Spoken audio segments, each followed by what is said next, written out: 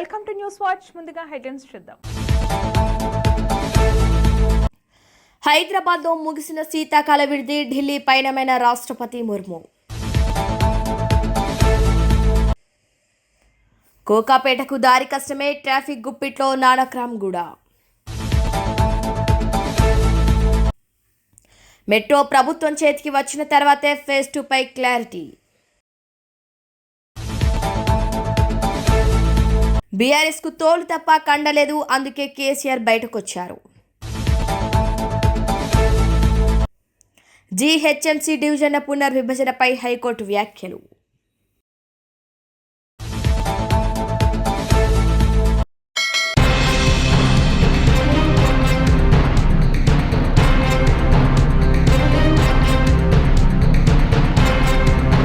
హైదరాబాద్లో రాష్ట్రపతి ద్రౌపది ముర్ము 5 రోజుల శీతాకాల విడిది సోమవారంతో ముగిసింది. సాయంత్రం హైదరాబాద్ పర్యటనను ముగించుకొని ఆమె ఢిల్లీకి తిరుగు పయనమయ్యారు.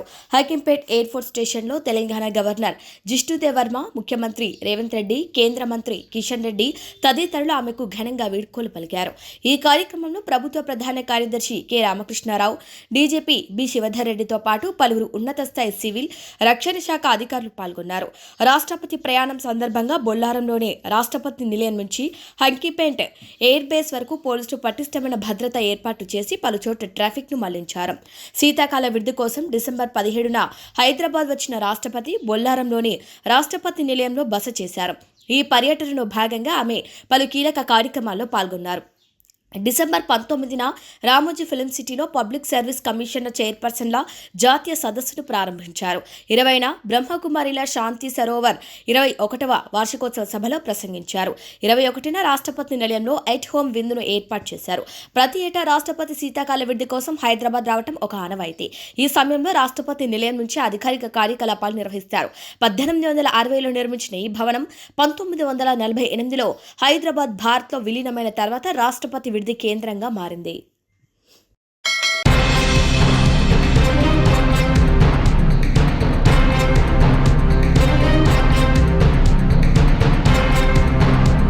కరీంనగర్ పట్టణంలోని స్థానిక ఆర్ఎండ్బి గెస్ట్ హౌస్లో సోమవారం రోజున ఏర్పాటు చేసిన మీడియా సమావేశంలో రాష్ట్ర సంక్షేమ శాఖ మంత్రివర్యులు అడ్లూరి లక్ష్మణ్ కుమార్, సుడా చైర్మన్ కోమటిరెడ్డి నరేందర్ రెడ్డి కలిసి పాల్గొన్నారు. జూబ్లీహిల్స్తో పాటు స్థానిక సంస్థల ఎన్నికల్లో ప్రజల తీర్పు స్పష్టంగా వెల్లడైందని అన్నారు. మార్పును కోరిన ప్రజలు కాంగ్రెస్ పార్టీకి అధికారాన్ని అప్పగించారని స్పష్టం చేశారు. మాజీ ముఖ్యమంత్రి కేసీఆర్ 2 ఏళ్ల పాటు ఫామ్ హౌస్కే పరిమితపై ప్రజా సమస్యలు పట్టించుకోలేదని విమర్శించారు. అసెంబ్లీలో ప్రత్యేక సమావేశాలు ఏర్పాటు చేసినప్పటికీ ఇరిగేషన్ అంశంపై చర్చ ఉన్నప్పుడు కేసీఆర్ అసెంబ్లీకి రాలేదని గుర్తు చేశారు.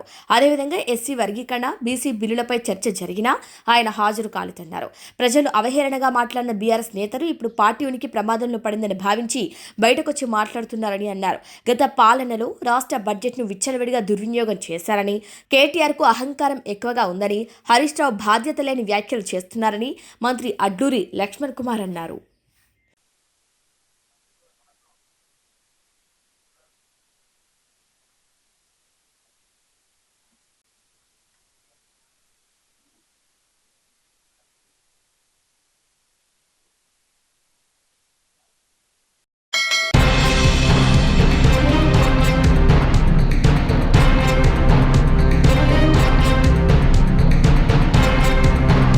దేశంలోని అతిపెద్ద ప్రభుత్వ ప్రైవేట్ భాగస్వామ్యం మోడల్లో నిర్మించిన హైదరాబాద్ మెట్రో రైల్ ప్రాజెక్టును ప్రభుత్వ స్వాధీనంలోకి తీసుకోవాలని నిర్ణయించింది. హైదరాబాద్ మెట్రోను ప్రభుత్వం స్వాధీనం చేసుకోవాలంటే సుమారు 15,000 కోట్ల నుంచి 18,000 కోట్ల వరకు నిధులు అవసరమని అంచనా వేస్తున్నారు. ప్రాజెక్టు అప్పులు, ఎల్ఐన్టీ పెట్టుకున్న ఇతర నిర్వహణ ఖర్చులను లెక్కగడితే ఈ మొత్తం భారీగా ఉంటుంది. ఇప్పటికే రాష్ట్ర బడ్జెట్పై ఒత్తిడి ఉన్న సమయంలో కేంద్ర ప్రభుత్వ సహాయం కోరాలా లేక విదేశీ రుణ సంస్థల ద్వారా నిధులు సమీకరించాలా అనే అంశంపై ఆర్థిక శాఖ కసరత్తు చేస్తుంది. మెట్రో ప్రాజెక్టు ప్రభుత్వ చేతుల్లోకి వస్తే 2వ దశ విస్తరణ పనులు మరింత వేగవంతమవుతాయని ప్రభుత్వం భావిస్తోంది. విమానాశ్రయ మార్గం, పాత బస్తీ మెట్రో వంటి కీలక మార్గాల్లో నిర్ణయాలు తీసుకోవటం ప్రభుత్వానికి సులభతరమవుతుంది. ప్రైవేట్ భాగస్వామి నిబంధనల అడ్డంకులు లేకుండా ప్రభుత్వం సొంతంగా నిధులు కేటాయించి నగరం నలుమూలలా మెట్రోను విస్తరించే అవకాశం ఉంటుంది. హైదరాబాద్ మెట్రో స్వాధీనం అనేది కేవలం ఒక వ్యాపార లావాదేవీ మాత్రమే కాదు, ఇది నగర ప్రజా రవాణా ముఖ చిత్రాన్ని మార్చే అతిపెద్ద నిర్ణయం. ఎల్ఐటి నుంచి వాటాల బదిలీకి సంబంధించి ప్రస్తుతం చర్చలు తుది దశలో ఉన్నాయి. ప్రభుత్వం క్లారిటీ ఇస్తే రాబోయే కొద్ది నెలల్లో హైదరాబాద్ మెట్రో పూర్తి స్థాయిలో ప్రభుత్వ సంస్థగా రూపాంతరం చెందనుంది. ఆ తర్వాతే మెట్రో విస్తరణ గురించి అడుగులు ముందుకు పడే అవకాశం ఉంది.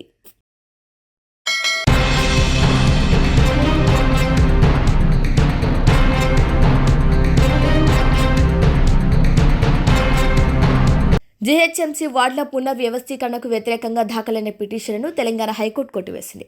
ఈ వ్యవహారంలో జోక్యం చేసుకోలేమని స్పష్టం చేసింది. డివిజన్ల పునర్విభజనకు సవాల్ చేస్తూ దాఖలైన పిటిషన్పై హైకోర్టులో విచారణ జరిగింది. జీహెచ్ఎంసీలో డివిజన్ల సంఖ్యను 150 నుంచి 300కు పెంచుతూ ప్రభుత్వం నిర్ణయం తీసుకుంది. దీనిని సవాల్ చేస్తూ ఉన్నత న్యాయస్థానంలో పిటిషన్ దాఖలైంది. ఎంసీహెచ్ఆర్డీలో సెంటర్ ఫర్ గుడ్ గవర్నెన్స్ సమర్పించిన నివేదిక ఆధారంగా వార్డుల పునర్విభజన చేశామని ప్రభుత్వం తెలిపింది. అయితే ఆ నివేదికను బహిర్గతం చేయలేదని, అభ్యంతరాల స్వీకరణకు తగినంత గడువు ఇవ్వలేదని పిటిషనర్ తరపు న్యాయవాదులు వాదించారు. చట్ట పరిధిలోనే డీలిమిటేషన్ నోటిఫికేషన్ జారీ చేసినట్లు ప్రభుత్వం తరపు న్యాయవాది ఇటీవలే కోర్టుకు విచారించారు. సమాచారం ఇప్పటికే వెబ్సైట్లో ఉంచామని, ఇప్పటి వరకు అందిన 3100 అభ్యంతరాలను పరిష్కరిస్తున్నామని ప్రభుత్వం కోర్టుకు తెలియజేసింది.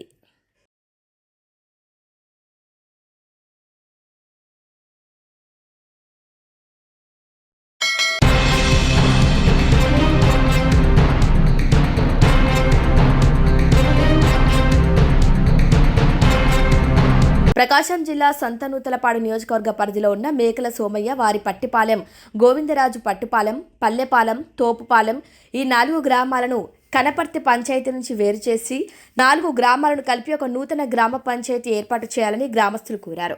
సోమవారం మధ్యాహ్నం కనపర్తి నందు అధికారులు గ్రామసభ నిర్వహిస్తున్న సందర్భంగా 4 గ్రామాలకు చెందిన ప్రజలు, అధికంగా మహిళలు ర్యాలీగా బయలుదేరి వెళ్లి అధికారులకు వినతి పత్రాన్ని అందజేశారు. ఈ సందర్భంగా గ్రామస్తులు మాట్లాడుతూ, ప్రస్తుతం ఉన్న కనపర్తి గ్రామ పంచాయతీ పరిధిలో ఉంచి మా 4 గ్రామాలను విడదీసి నూతన పంచాయతీ ఏర్పాటు చేయాలని, ప్రభుత్వం ద్వారా అందుతున్న సంక్షేమ కార్యక్రమాలు తమ వరకు రావటం లేదని ఎమ్మెల్యే బిఎన్ విజయ్ కుమార్ మరియు అధికారులు 4 గ్రామాలతో నూతన పంచాయతీ ఏర్పాటుకు కృషి చేయాలన్నారు. ఈ కార్యక్రమంలో గ్రామ కాపుల నాగరాజు, ఏసురత్నం, ఎంఎస్పీ పాలెం నటరాజు, జీఆర్పీ పాలెం గొల్లప్రోలు శ్రీను, ఏసురత్నం, పీట చంద్రశేఖర్, పల్లెపాలెం పోకల తిరుపతిరావు, మసం లక్ష్మయ్య, పోకల శ్రీను, తుపాకుల సుబ్రహ్మణ్యం, మస్తాన్ వలి, మసవ ముసలయ్య, పి పాలెం కన్నా వెంకటేశ్వర్లు, జిఆర్ పాలెం కోడూరి చలపతిరావు, వాయాల శ్రీను, ఎంఎస్ పాలెం మేకల రమేష్ తదితరులు 4 గ్రామాలకు చెందిన ప్రజలు, మహిళలు అధిక సంఖ్యలో పాల్గొన్నారు. మీడియా కవరేజ్ అంతా వస్తుంది. మీ వాయిస్ కూడా నేను ఒక మాట చెప్తాను, గమనించండి. 4 గ్రామాలతోటి పంచాయతీ కవరేజ్ కాదు, మొత్తం కవరేజ్ అందరు కవరేజ్ చేయండి. ఒకటి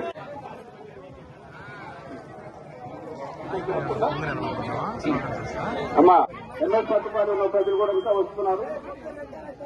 ఇంకొచ్చు మైండ్ అందే విధంగా 4 గ్రామాలతోటి పంచాయతీ, 4 గ్రామాలతోటి పంచాయతీ, మేకల సభ పట్టపాలెం, గోవిందరాజు పట్టపాలెం, పల్లెపాలెం, యాదవపాలెం, తోపుపాలెం ఈ 4 గ్రామాలతో నూతన పంచాయతీ. నూతన పంచాయతీ మా బిడ్డల భవిష్యత్ తరాలు కావాలంటే పంచాయతీ, ఆర్థికంగా ఎదగాలంటే పంచాయతీ.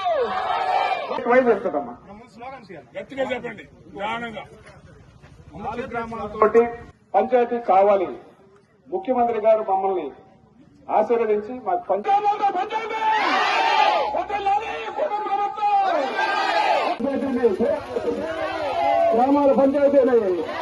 4 గ్రామాలతో పంచాయతీ.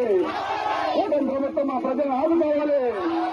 ఎమ్మెల్యే గారి నాయకత్వం, ఎమ్మెల్యే గారు మాకు ఆశీర్వదించి ఇచ్చిన ఈ 4 గ్రామాలతో పంచాయతీ, గ్రామాలతో పంచాయతీ.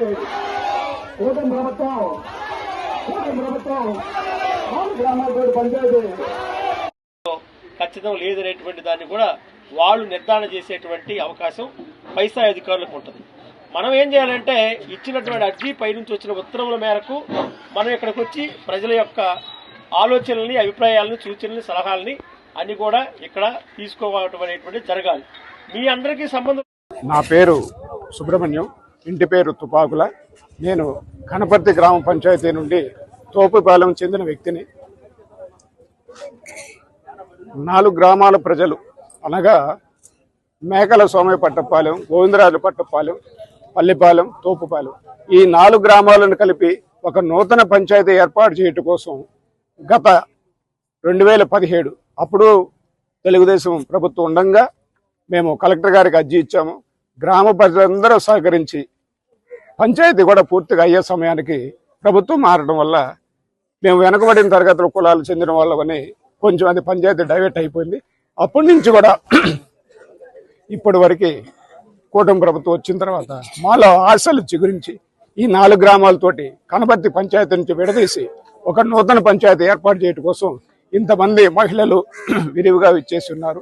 మాకు ఏదన్నా ఎదుగుదల ఇంతవరకు కూడా కనపర్తి పంచాయతీ స్టార్ట్ చేస్తే దాదాపు 40 ఏళ్ల నుంచి కూడా ఎటువంటి అభివృద్ధి పదాల్లో కానీ ముందుకు వెళ్ళేదాన్ని కానీ వీధి దీపాలు కానీ సంక్షేమ పథకాలు కానీ చాలా దూరంలో ఉన్నారు. అందుకని ఇక్కడ పూర్తిగా మత్స్యకారులు, వ్యవసాయదారులు, గొర్రెల కాపరులు, ముస్లిం సోదరులు ఈ 4 కూడా బీసీ కులాలకు చెందిన వాళ్ళు. దయచేసి కూటమి ప్రభుత్వానికి అభ్యర్థన ఏంటంటే ఆల్రెడీ కలెక్టర్ గారికి ఇచ్చున్నాం, మన ముఖ్యమంత్రి వర్యుల గారికి కూడా అర్జీలు ఇచ్చున్నాం.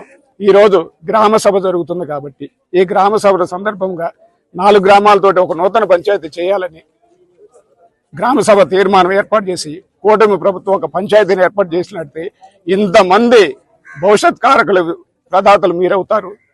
దయచేసి నూతన గ్రామ పంచాయతీ ఏర్పాటు చేయవలసిందిగా కూటమి ప్రభుత్వాన్ని మా ప్రజల తరపున 4 గ్రామాల ప్రజల తరపున అభ్యర్థిస్తున్నాము. మా సంతనూతనపాడు నియోజకవర్గ శాసనసభ్యులైన బిఎన్ విజయ్ కుమార్ గారు, మా ఎమ్మెల్యే గారు, ఆయన సహకారంతో ఆయన దగ్గరికి ప్రజలందరూ వెళ్ళి ఉన్నాం. ఆయన లెటర్ ఎండార్స్ చేసి ప్రభుత్వానికి కూడా రికమెండ్ చేసి ఉన్నారు. ఆయన ఆధ్వర్యంలో ఇక్కడ 200 బూత్ నెంబర్ 253కి అత్యధిక మెజార్టీ తోటి ఇచ్చి ప్రభుత్వాన్ని గెలిపించింది కూడా ఈ ప్రజలే. ఈ ప్రజల సందర్భంగా మా అందరి కోరిక తీరే విధంగా పంచాయతీని సపరేట్ చేసినట్లయితే మీకు అత్యంత విధేయులుగా ఉంటారని ప్రమాణపూర్వకంగా మనస్ఫూర్తిగా మీ ప్రభుత్వాన్ని అర్థం చేసుకొని మాకు అభ్యర్థిస్తున్నాం. మేము మా ఎమ్మెల్యే విజయ్ కుమార్ గారు కూడా వారి నాయకత్వాన్ని బలపరిచే విధంగా మీరు సంతోషించి మాకు ఈ పంచాయతీని ఏర్పాటు చేసినట్టువని మరీ ముఖ్యంగా మిమ్మల్ని వేడుకుంటున్నాము. 1983 తెలుగుదేశం పార్టీ ఏర్పడిన దగ్గర నుంచి కూడా ఎంఎస్ పట్టపాలెం కానీ పల్లిపాలెం కానీ పట్టాలు ఇచ్చింది కూడా మీ ప్రభుత్వమేనండి. దయచేసి ఇవన్నీ దృష్టిలో పెట్టుకొని ప్రజల కోరిక మేరకు భవిష్యత్ ప్రణాళిక కోసం, మా బిడ్డల భవిష్యత్తు కోసం సంక్షేమ పథకాలు అందే విధంగా కావాలంటే మాకొక్కటే పంచాయతీ తీర్మానం చేసి ఈ 4 గ్రామాలతోటి ఒక నూతన పంచాయతీ ఏర్పడవలసిందిగా మా హృదయపూర్వకంగా వేదనను మీ ముందు వెళ్ళబుచ్చుకుంటున్నాము.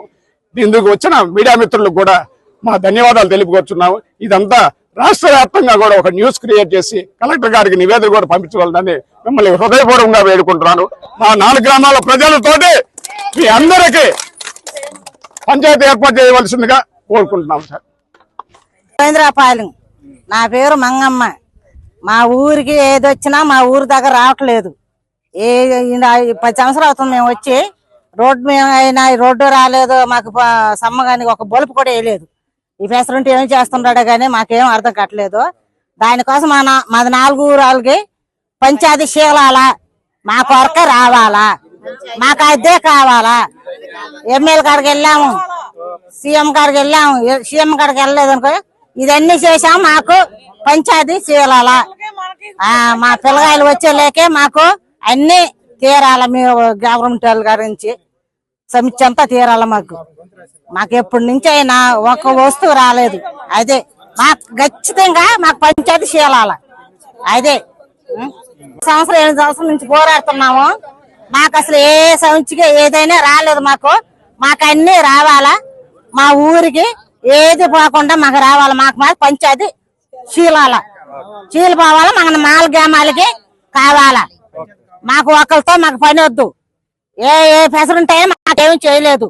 మేము ఎవరినై ఎన్నుకుంటాము, ఆయన మాకు చేసి పెడతాడు ఏదైనా కూడా. మా ఊరికి ఒక రోడ్డు లేదు, ఏమీ లేదు, ఇల్లు లేదు. ఇప్పటికే కాలనీ కూడా ఒక ఇల్లు కూడా కట్టించుకోలే. మా గోవిందరాపాలెనికి, మా మేఘలపాలెనికి కూడా ఎంఎస్ పని. నా పేరు గోవిందమ్మ. కానీ మాకంటే ప్రభుత్వం ఏమి ఇవ్వలేదు. మా ప్రభుత్వం అంటే ఏం అందజేయలేదు. మన తుఫాన్లు కొట్టినా కానీ మాకేం సహకరించలేదు ఒకరు కూడా. మాకన్నది ఏది రావట్లేదు. మాది అన్నది ఒక ఏది పక్కన చెందుతుంది కానీ మాకు చెందట్లేదు. చెందిన ప్రభుత్వం అన్నది పక్కన గ్రామం తీసుకుంటుంది కానీ మాకు అంత చేయట్లేదు. కానీ ఒక్కొక్క ఇంట్లో 2 కుటుంబరాలు అట్టుంటున్నాయి. కుటుంబరాలు ఉండే ఇంట్లో కానీ మాకు కాలనీ అన్నది ఏది లేదు. ఒక్కొక్క ఇంట్లో కుటుంబం మెలుగుతున్నారే కానీ ఆ కుటుంబంలో ఏది సహకరించట్లేదు. వాళ్ళకి అన్నది ఒక ఇళ్ల స్థలాలు లేదు, ఏమి లేదు, దేంట్లో మెలగట్లేదు ఇంట్లో. కానీ వాళ్ళు ఏం చేస్తున్నారంటే మాకు ఇంట్లో ఏది లేదు. వాళ్ళకి కుటుంబం ఉంటే కుటుంబానికి అందుతున్నాయి ఏది వచ్చిన ప్రభుత్వం. ఆ ప్రభుత్వం నుంచి ఆ కుటుంబంలో కూడా అందజేయాలని మేము కోరుకుంటున్నాము. 4 గ్రామాల పంచాయతీ మాకు కావాలి. మా పంచాయతీ మాకు అందజేయాలి, చేల్చాలి. కానీ మా పంచాయతీ మాకు కావాలి. కానీ మేము కోరుకుంటున్నాం మా కుటుంబాలకు అందజేయండి ఏదో ఒకటి. పాలమండి, నేను గోవిందమ్మని, చిన్నంగారు గోవిందమ్మని. మాకేం చెందటం లేదు. మన సునాక గాలి వాన కొట్టినా కూడా ఏమి ఇవ్వాల. మాకు మెట్టికి వచ్చిన వాళ్ళకి వచ్చింది. పింఛన్లు అన్నారు, పింఛన్ వాళ్ళకి కూడా బస్తాలు బియ్యం కూడా ఇవ్వాల. మాకు 3 రోజులు తిరిగితే కూడా ఇవ్వాల. మాకు మట్టికి పంచాయతీ కావాలి. మా 4 గ్రామాలకి కావాలి. నా పేరు లక్ష్మి. మా ఊరు కనపర్తి పల్లిపాలెం. మాకు గోవిందరాయనపాలెం, ఎంఎస్ పాలెం, కనపర్తి పల్లిపాలెం, తోపాలెం ఈ 4 పాలెలు కలిసి మాకు ఒక పంచాయతీగా మాకు చేరాలి. ఈ ఎలక్షన్స్ కు ముందు కూడా మేము పోరాటం చేసాము, అవ్వలేదు. అయినా ఇప్పుడు కావాలి. లేకపోతే మేము ఎంత దూరమైన వెళ్ళడానికి సిద్ధంగా ఉన్నాం. ధర్నా చేయడానికైనా సిద్ధపడుతున్నాం. మమ్మల్ని మాకు సర్పంచ్ మాకు చేయాలి.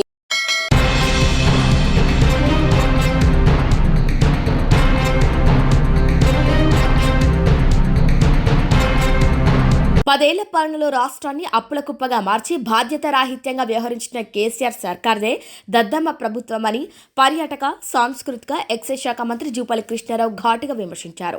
బీఆర్ఎస్ పార్టీ ఉనికి కోల్పోతుందని, కండ కరిగిపోయి కేవలం తోలు మాత్రమే మిగిలిందని గ్రహించి తన రాజకీయ మనుగడ కోసం కేసీఆర్ ఇప్పుడు బయటకు వస్తున్నారని ఎద్దేవా చేశారు.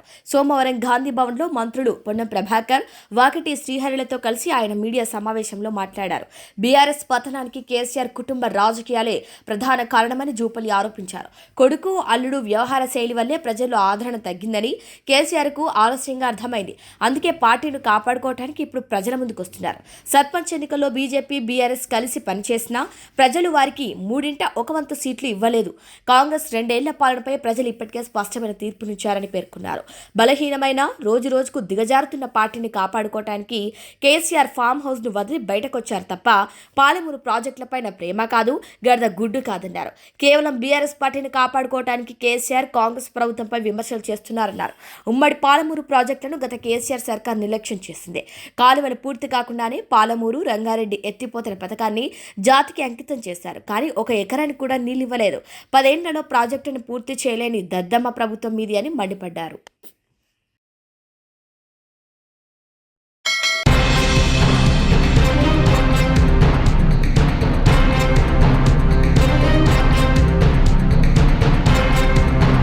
ఆలేరు నియోజకవర్గంలో 8 మండలాల్లో గెలుపొందిన సర్పంచ్ల, ఉప సర్పంచ్ల ప్రమాణ స్వీకార కార్యక్రమం ఘనంగా నిర్వహించారు. ఈ సందర్భంగా తుర్కపల్లి, బొమ్మల రామారం, యాదగిరిగుట్ట మండలంలో సైదాపూర్, వంగపల్లి, మాసాయిపేట్, గౌరైపల్లి, రాజపేట్ మండలం, చల్లూరు, మిగతా మండలాల్లో మరో 20 గ్రామాల్లో గెలుపొందిన సర్పంచ్ల, ఉప సర్పంచ్ల యొక్క ప్రమాణ స్వీకార మహోత్సవంలో తెలంగాణ రాష్ట్ర ప్రభుత్వ విప్, ఆలేరు ఎమ్మెల్యే శ్రీ బీర్ల ఐలయ్య ముఖ్య అతిథిగా పాల్గొన్నారు. ఈ సందర్భంగా కాంగ్రెస్ బలపరిచిన, గెలిచిన సర్పంచ్ అభ్యర్థులకు యాదగిరిగుట్ట లక్ష్మీ నరసింహస్వామి వారి కండువా, లడ్డూ ప్రసాదాన్ని అందజేశారు. విధేయత కలిగి ఉండి నేను స్వీకరించబోతున్న విధిని నమ్మకంగా నేను శాసనం ద్వారా ఏర్పాటు చేయబడిన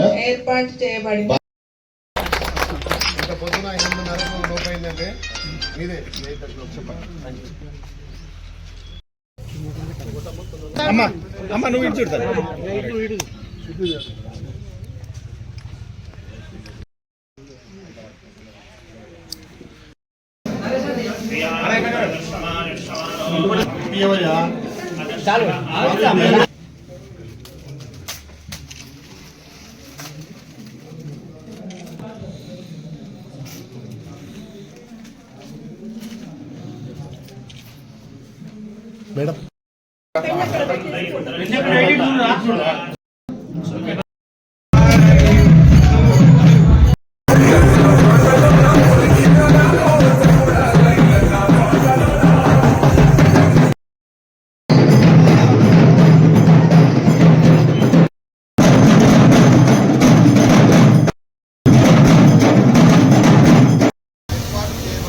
ఏర్పాటు చేయబడిన కొత్త రాజ్యాంగం పట్ల చూడండి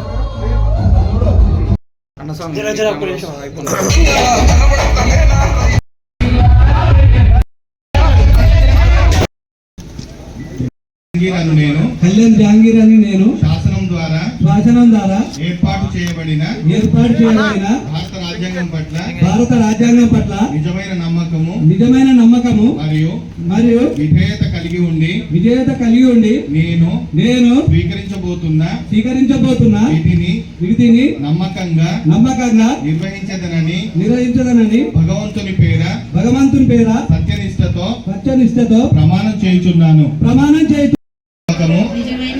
మరియు విధేయత కలిగి ఉండి నేను స్వీకరించబోతున్న విధిని నమ్మకంగా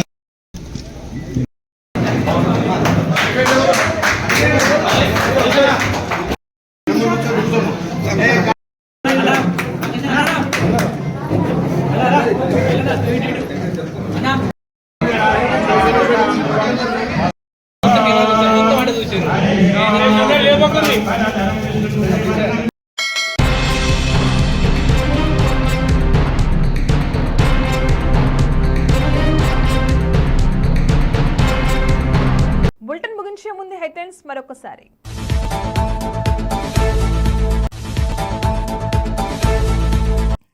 హైదరాబాద్లో ముగిసిన శీతాకాల విడిది, ఢిల్లీ పయనమైన రాష్ట్రపతి ముర్ము. కోకాపేటకు దారి కష్టమే, ట్రాఫిక్ గుప్పిట్లో నానక్రామ్గూడ. మెట్రో ప్రభుత్వం చేతికి వచ్చిన తర్వాతే ఫేజ్ 2 పై క్లారిటీ. బీఆర్ఎస్ కు తోలు తప్ప కండలేదు, అందుకే కేసీఆర్ బయటకొచ్చారు. జీహెచ్ఎంసీ డివిజన్ల పునర్విభజనపై హైకోర్టు వ్యాఖ్యలు.